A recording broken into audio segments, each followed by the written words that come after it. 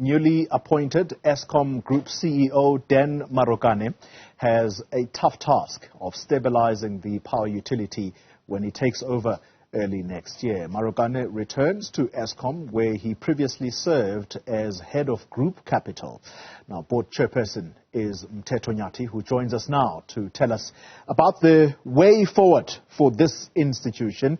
Mr. Nyati, thank you very much for once again availing yourself. The last time we spoke, you were in studio here and you reminded the nation of the centrality of a CEO to take charge of an institution as big as Eskom. Now we have Dan Marokane, who's going to start in March next year. Are you confident in his abilities? Xoli, thank you so much for having me. And indeed, I discussed this when I was there with you a couple of weeks ago. I said that any turnaround effort, it needs to have a leader. And that leader, in the case of Eskom, is not the chairman, it's not the board, it is the CEO. And we are very, very excited that we've been able to get someone who has both the capability, the competence, and character that Dan has to lead this company. We looked at a number of things that we need. We look at the challenges that Eskom is facing, and we had to find somebody who will hit the ground running. Yeah. And then we believe is that person. Well, let's talk a little bit, because I want to tease out why it is that the board felt he was the person, because the job of going through the selection list, all of these candidates, and ultimately having to whittle down that list to 3, why is Dan Marokane the standout candidate? And might I remind you that he becomes the 15th CEO of this organization since 2007. Do you think it's going to last? Look, Dan is very clear about where he's going in terms of life. His purpose in life is very clear. He wants to make a difference. Whatever he does, he wants to make sure that it's got an impact way beyond himself and the immediate company that he works for. So from that perspective, he is grounded on the right kind of values, we believe, that can take this organization forward. We looked also at the alignment of his values and ours. We found that there's very clear alignment between his values and that of Eskom. Excellence being one of those values, integrity being another value, Ubuntu is another value that we have, and making sure that we take care of the environment. When you look at all of those, these are things that he cares deeply about. The other important aspect of leadership is around culture, and the culture is set by the leader. You don't have to accept the culture that you find. You need to lead by example to create the culture that is required. And he has that ability, the connection with people, how he leads from the front. And these, to us, were the characteristics that we felt were so important in taking this organization forward. You cannot do it alone. You have to do it through people. But also you need to have what I call tough love. You have to hold people accountable whilst creating a right environment for them to bring their A game. He is, we believe, that kind of a person. So he ticks a number of boxes, and I don't think on the score of being suitably qualified, I don't think that he comes short there. He is perfectly qualified. But you will know, Mr. Nyati, that Eskom has also had to deal or grapple with issues of corruption, and those are probably still being dealt with as we speak.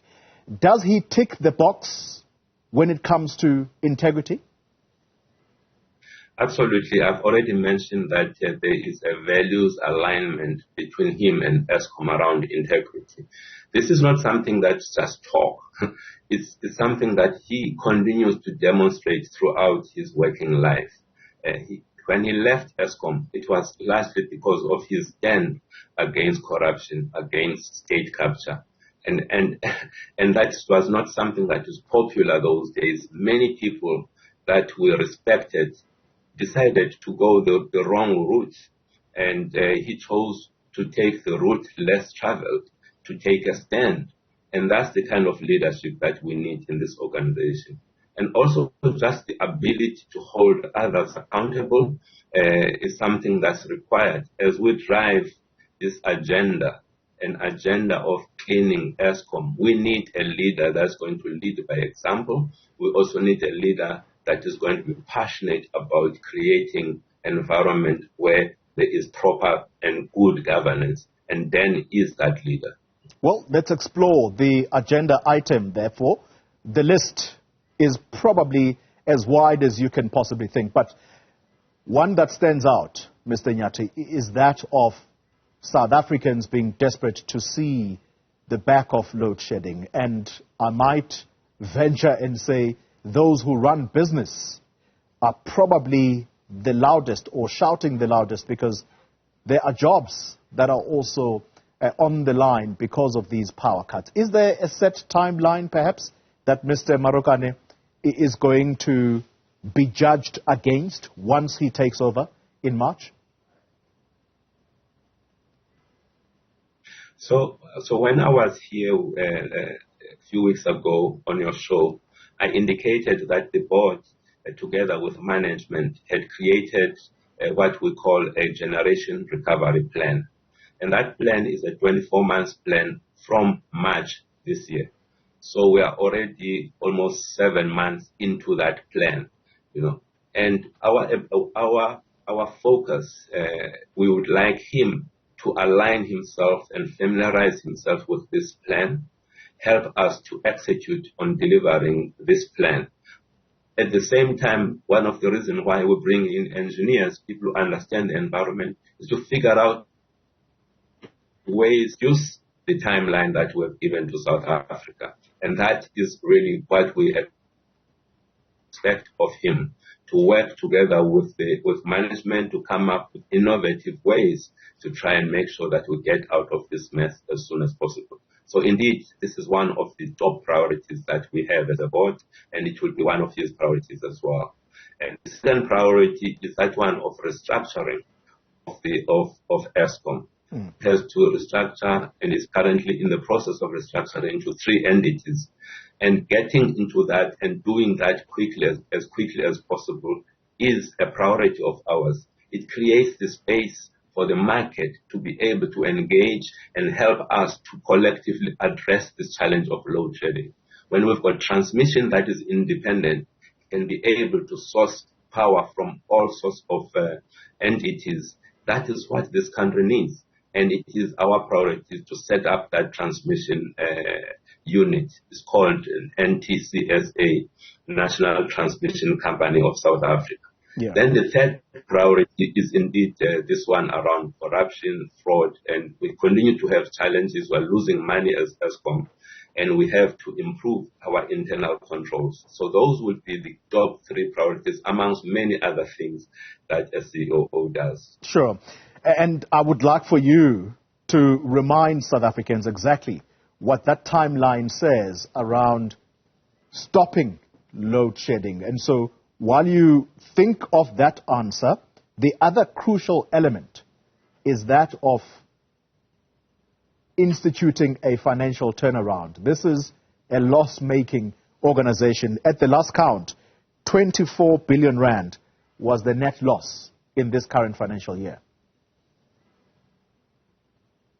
Okay, so you're asking about the timeline. I gave you a timeline of 24 months from March this year, and that takes us, we will expect by end of March next year to be sitting with an EAF energy availability factor of 65%, and we get into that year in 2025 energy availability factor of 70%. Already, when you availability factor percent, you can see that you know load shedding is not. Oh no, I think I'm not sure. I'm not going to. I'm not going to ascribe it to load shedding, but let's simply say that we are losing the Eskom board chair. In fact, the team telling me that Mr. Nyati has completely disappeared. All right, I think it's back on the screen. Mr. Nyati, I'm sorry you disappeared there for a moment. Let's perhaps pick up on that EAF. And so you're saying by March next year, the energy availability factor should be sitting at above 60%. What's the next timeline beyond that? It should be sitting at 65% at the end of March next year. It should be sitting at 70%. 70%, that's the time when if EAF is 70, there's no load shedding in that environment. So that is what we are aiming for. You can see this journey, and it's a long journey, but it requires discipline. And this is what we are doing every month, every week. There are things that we are doing to fix the plant, to make sure that it becomes reliable. For example, the last week, it was the first week after a long time where the UCLF, this unplanned capacity load factor, was below 12,000 megawatts for the very first time. Generally, the unplanned downtime was sitting around about 18,000 megawatts. Now we're sitting below 12,000. And that's a major focus. That's a major step forward. We need to maintain that momentum, continue to drive it down. Whilst that UCLF is sitting at 12, our planned downtime was sitting at 7,500 megawatts. And that's a good thing, because it means that we are fixing the plant as we go along, which means as we go into the next winter, we should have a better winter than we had last year. So all of the signs are good signs. So we thank the people of South Africa for continuing to be patient with us. I know that you are impatient. I know that you're demanding, but we have to do things the right way. And we are. And we have a leader that is going to be helping us to get through this as soon as possible. Mr. Nyati, I want to make sure that we get this one before we lose you. And whilst the connection is good, my final question to you, I mentioned a little earlier that Mr. Marokane is going to be the 15th CEO since the year 2007. And that tells you of the amount of times that we have seen a change in the leadership structure. I know you don't speak for Dan, but what is it that you think yourselves as the board can do to retain a person of his caliber? Because there has been this revolving door, if you like. Yes. So that's a very good question, Xoli, and I'm glad that you've asked that question. We would like Dan to focus on operations. We would like him to focus on executing our strategy. We would not like him to be distracted by any other things outside of that. And for him to do that, we need to give him what I call a cover. Me, as the chairman, I need to provide him that air cover. Together with the board, we need to provide him with the protection, the air cover.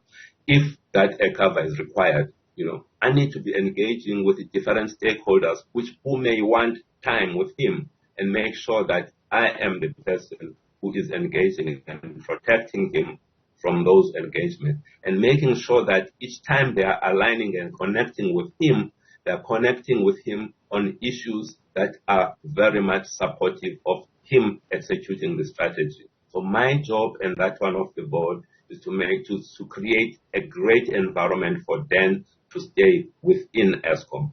And that is our priority. That is my priority, personal priority. We got this gentleman from wherever he was. He raised his hand. The least that we can do is to help him, is to protect him, is to make sure that we create an environment where he and his team excels. And that is the duty of the board. Mteto Nyati, Eskom Board Chairperson, thank you very much for your time. Well,